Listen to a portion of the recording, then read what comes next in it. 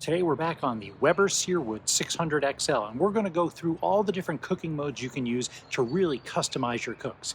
I'm Dave. This is Dave's House of Barbecue. Welcome home.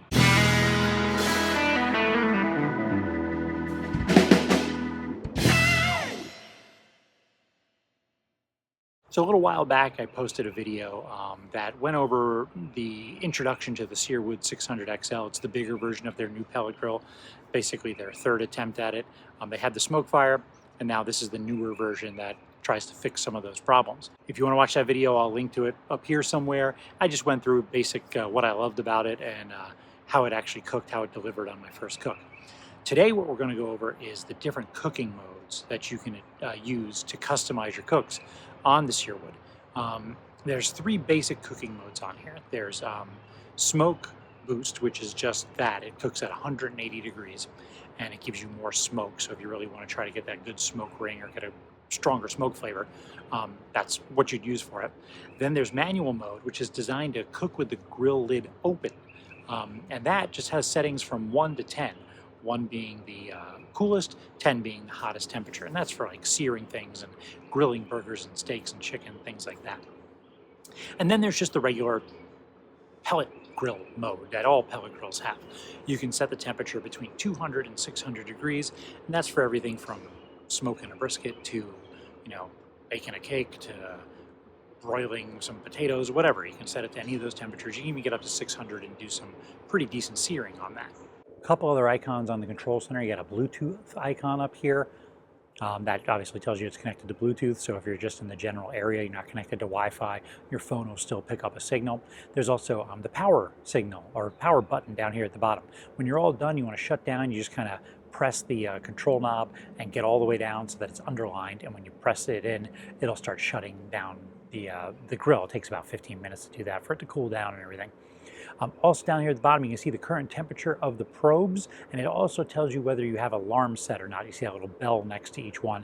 That tells me on my phone I set an alarm to go off when it reached a certain temperature. Other things on the control center, you can see the icon that tells whether you're connected to the Wi-Fi. You can also see an icon which says whether you're connected to the cloud, which means you can control your grill from miles and miles away. There's also the fuel pellet level on the left-hand side of the screen there. And then you've got two buttons. You've got the menu button that brings up the menu so you can change to smoke boost mode, manual mode, whatever. And then you've got the control dial. You spin that to move the selector around. And when you get it where you want, you kind of press it in. It's like a button and a dial, and that will confirm your selection. So when I was thinking about making a video showing all the different cooking modes on this Searwood, I started thinking about what could I cook that requires some smoke, needs to be just sitting on a pellet grill for a while, and then probably could use a good sear, that good manual mode boost at the end. And I was in Costco and I saw these ribeye, bone-in ribeye steaks. They're over 2 inches thick. They're gigantic. I thought, oh, that would be great to do a reverse sear on. So what the plan is today is I'm going to start by putting about a half hour or an hour worth of smoke onto these steaks.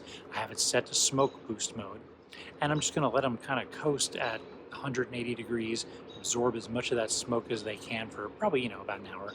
After that, I'm going to turn the smoker up to about 250, 275, depends on when dinner's due.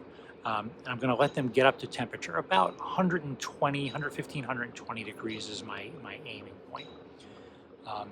Then once that's done, I'm going to take them off, put them in some foil, and just kind of set them aside just to keep warm. And then I'm going to go to that manual mode. I'm going to see what the difference is between the manual mode setting number 1 and 10, just to give us a temperature range.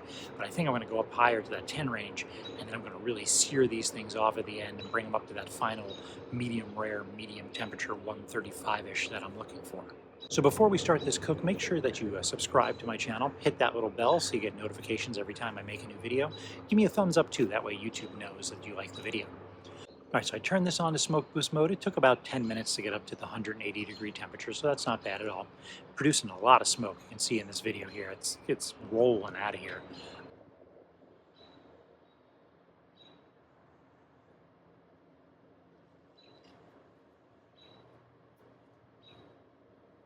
And since people always ask, the pellets that I'm running in the grill today are just the Weber Grill Master series. I think that's what they're called.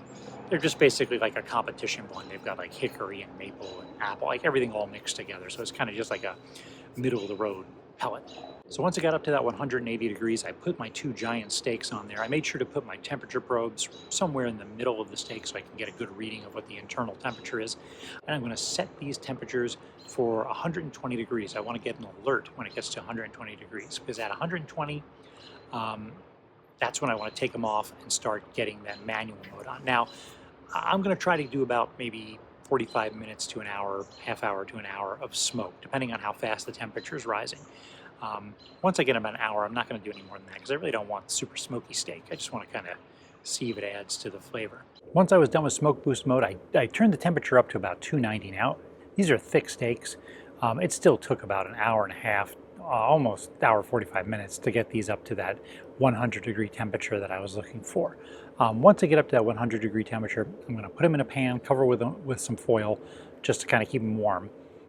So now that these steaks have gotten up above 100 degrees, I'm going to turn it on to manual mode. I'm going to press the menu button, turn the selector knob here until I get to the manual mode icon, and then I'm going to turn it up to 10. I'm going to go really try to sear these things off here just to see what I can get.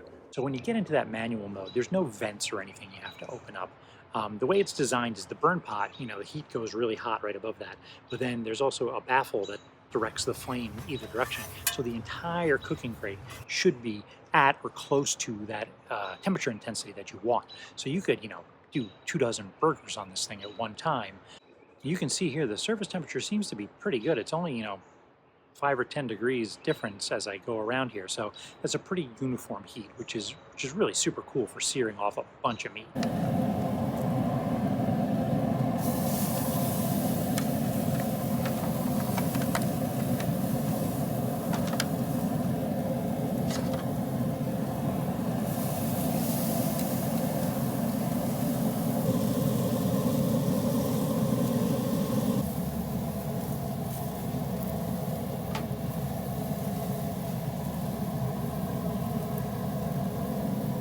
As you can see here, these steaks turned out really well, like really super juicy, nice sear on it, nice crisscross pattern on there. I finished these steaks off with a little roasted garlic butter. I took that head of garlic that I was roasting on the smoker, just mixed it up with some salted butter and kind of put that on at the end just to kind of melt it and finish it off. Super delicious, super juicy. This was, a lot of meat. That's what she said. And it was meant not to feed one person. I can't eat this steak all by myself. So I actually served 5 people with these 2 steaks, and it was plenty to go around. Had a little leftover as well. As always, thanks for watching. Make sure you subscribe to me on social media. I am on Instagram and Facebook. Just search for Dave's House of Barbecue. Should come up. Also, hit the subscribe button down there and hit the thumbs up if you liked it, and hit the bell if you want to get notifications every time I make a new video. I've got a lot of videos coming out real soon. Thanks for watching. I'll see you next time.